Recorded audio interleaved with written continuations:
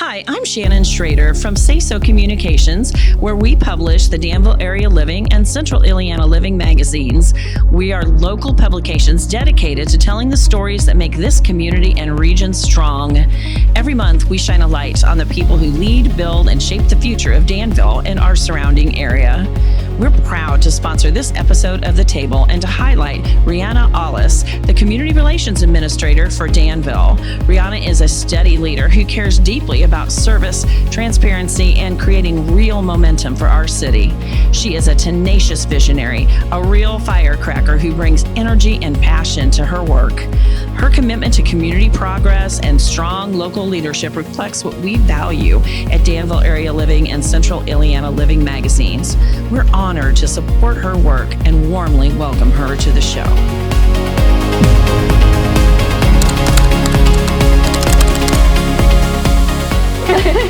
Rheanna Ollis, welcome to the table. Thank you. I'm so excited. I've been kind of keeping an eye on the projects you guys have been working on and you working with Vermilion Advantage, so I'm really excited. So can we start with you telling everybody a little bit about what you do? Yeah, so I'm the Community Relations Administrator for the City of Danville, and I do, you never know what a day with me looks like. Like today I was researching communications policies, and tomorrow I'll be out on a bridge changing the walk bridge message across 150. Really? Yeah. Wait, how often does it change? So we've just started doing it. We've changed it 3 times so far. So we'll change it right before it gets too cold for the season for Lindsay and I, my coordinator, to go out there and change it, and then it'll probably be up till March. But it's something kind of cute and positive, and it's really funny because people ask us all the time now, like, "Ooh, what's the next message gonna be?" Yeah. What's the next thing? Yeah. I didn't realize that it changed. Yeah. Yep. We just started doing it. Let's tell the story of how you got here. Yeah, for sure. I'm originally from Vermilion County, so I grew up in Oakwood my whole life. Yeah. But being from Oakwood, like, you always come to Danville for everything because there's nothing in Oakwood. Right. So my story's kind of interesting. I started here as an unpaid intern. I had to do it to get my degree in political science from the University of Illinois Springfield. I was a completely online student full-time, so I could work full-time. Oh, wow. I'm super dedicated and knew from a really young age that I wanted to go to school, and specifically wanted to study in political science, which is unique. I got a lot of questions growing up, like, what are you going to do with that? What are you going to do? Say? I said variety. When you learn political science, it's also communication and research and like management. So you kind of get a branch into a lot of different areas. And then I always said from a young age that I wanted to be involved in the local scene. Yeah. So when I studied for political science, I specialized in local government. So I focused on local government and communication. So I started as an unpaid intern, and then I transitioned into a full-time billing and collections role up at the front office for the city. I didn't know that. Yeah. So I did that for about 6 months while still volunteering for the Community Relations Department for First Fridays. So I kind of had my hand enrolled there after interning. Yep. And then the administration, Mayor Williams, created the coordinator role to work alongside the administrator. Okay. And then I was selected, I applied and was selected as the first coordinator in this department. Wow. Yeah. That's so exciting. Yeah. The funny part in all of this that I tell everybody, which I feel like is incredibly relatable, at least if you're super ambitious, is, so, you know, when you're in interviews, everybody's like, oh, what's your 5-year plan? What's your 5-year plan? Okay, well, at 18, you don't know what your 5-year plan is, right? No. So I sat down and I told them with my former boss, Ashton Greer, who's going to be on. I told her my 5-year plan would be to have Ashton Greer's role as the Community Relations Administrator. Said that in the Billing and Collections role, said that in the Community Relations Coordinator role, and then interviewed for the Administrator role and said the same thing. I was like, well, I told you my 5-year plan was to take this role, and I'm committed to it. So, like, this has always been a goal of mine. Yeah, here I am. Yeah. So after a year as the coordinator, I became the administrator for the department. So long story short, I have worked in literally every position in our department. Okay, so before when we were talking, you said that you were the first in your family for a lot of things. Can we talk about that? Yeah, for sure. So I'm the first in my family to receive my high school diploma and then my bachelor's degree. So that's been really, really exciting. My family could not be more proud and supportive of all the things that I do. So that's been amazing.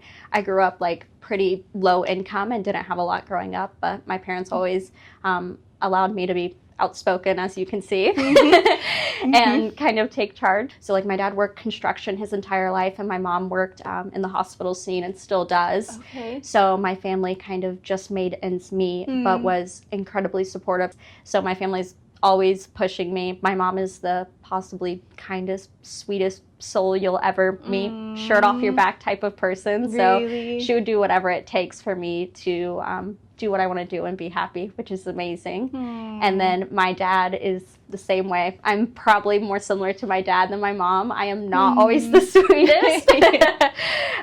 But yeah, my family's been incredibly supportive. I have a really good relationship with both my parents at this point. You know, you don't always, when you're 18, like I said, I started at the city when I was 18. So, you know, like growing up and being at the city has been really interesting, like personally and professionally, like developing through becoming an adult has been, it's been a learning experience. My family's always been there. I love that. I love how supportive they seem. That's amazing. And even if they haven't experienced it, you know, they can't necessarily give me their knowledge and wisdom because they haven't experienced it, but they are the support of, you'll figure it out and you'll learn, and this is why you're here. Yeah, you can do this. Yeah.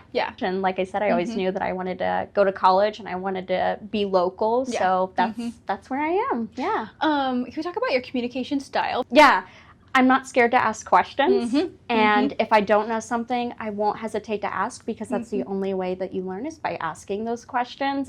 I'm the most transparent person you'll meet, probably to a fault to an extent.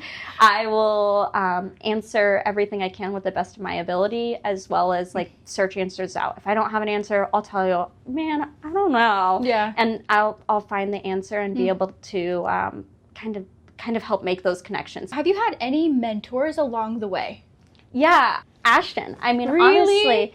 So if again, back to it, Ashton hired me for my first time as the unpaid intern. And then she hired me in the coordinator role. And then she transitioned me into the administrator role. We just had a conversation the other day, as she said how she hires somebody is because she can feel slightly threatened by them. And that's how she knows that they'll develop into the person to kind of step into the next role. So she's like, that's how you know you found the right person, when you feel a little bit threatened. Interesting. So that you know that they're fully capable of taking on that role. Yeah. And I was like, oh my gosh, me? You know, like surprised by it, because I look at Ashton as a mentor, so it's crazy for her to put me like on a similar level to her, because I definitely don't always feel that way. So Ashton has been a huge mentor for me. I also am a podcast person. Really? Yeah. What do you listen to? It ranges. Again, my background's communications and history, so I listen to a lot of historical podcasts. So between that and then taking advantage of like the education system that we have here, I've gone to mini courses at DAC, like graphic design courses.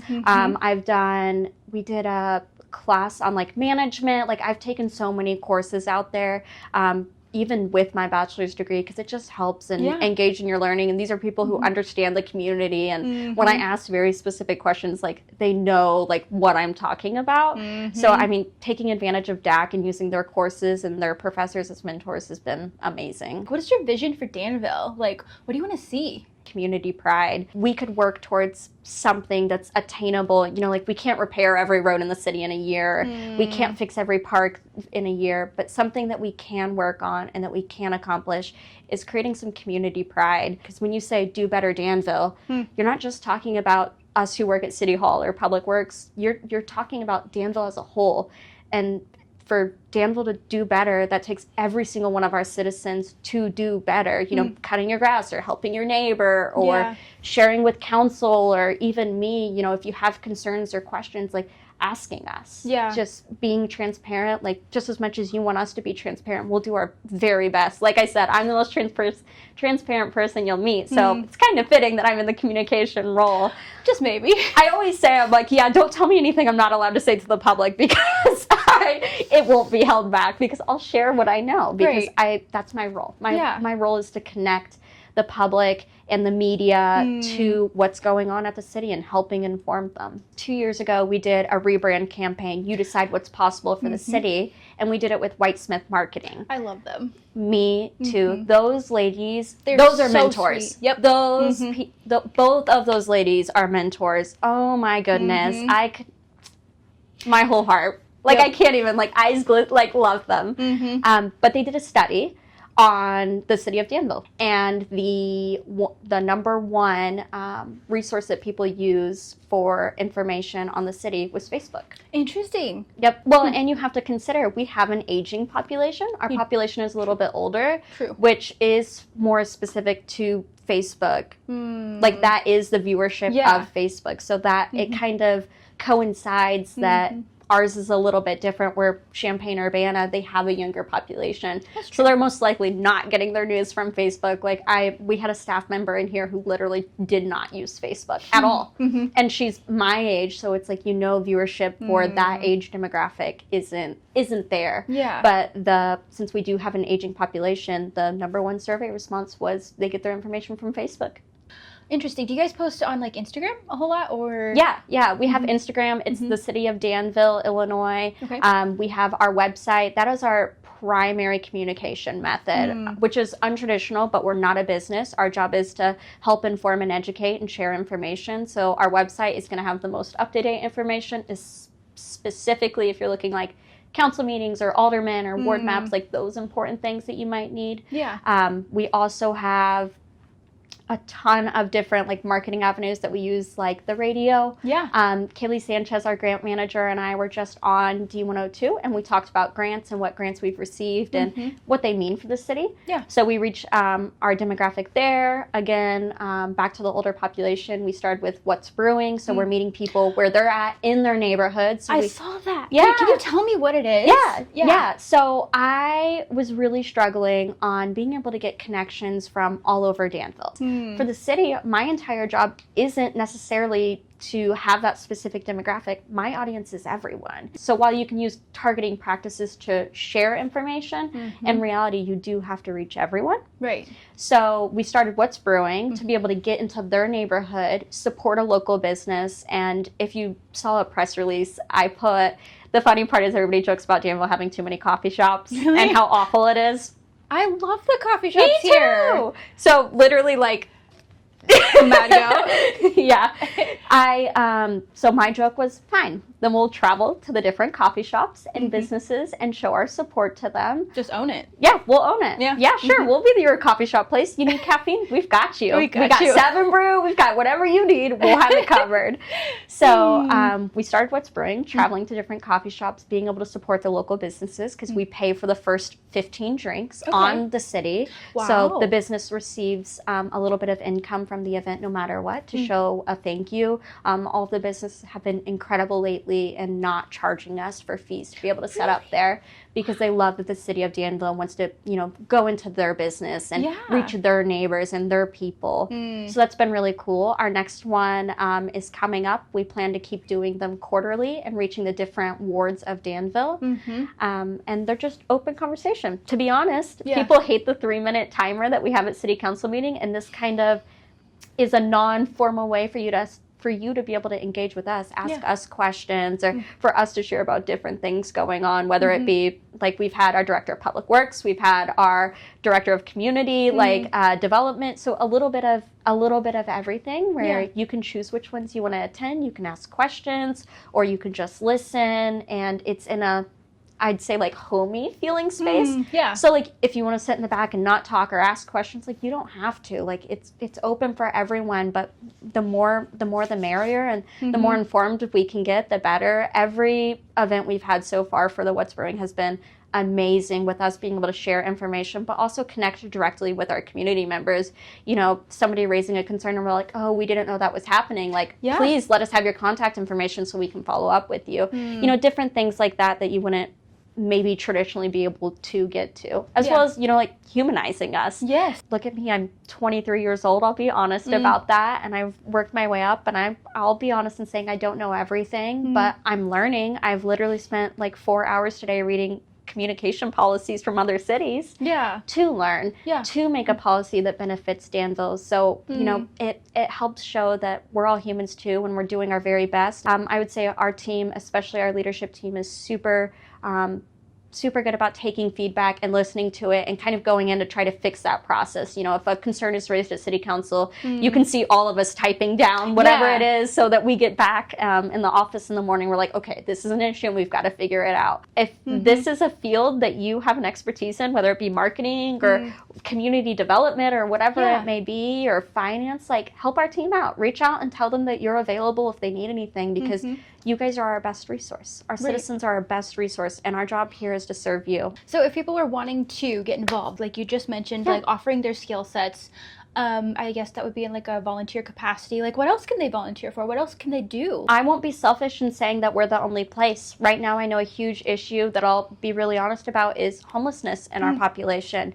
The dwelling place and the different shelters and resources, Crosspoint Human Services, all of these places need volunteers to operate. So I would say reach out to them. If it's youth population, contact Project Success. They're always looking for different mentors and people and resources. Who are they? I haven't heard of them. Really? Okay, so Project Success, my first job in high school, is a nonprofit group in Vermilion County that has an after-school program that is free. They provide a snack, and they have teachers, and they help.